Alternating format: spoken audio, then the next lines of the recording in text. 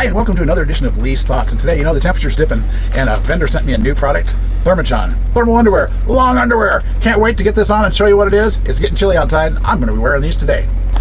So we've got Thermajohn here, and it's not your typical thermal, a thick, soft material. So it's kind of surprising to me. It's a thermal base layer set. It's very thick and wonderful. Let me get this on. It feels delicious.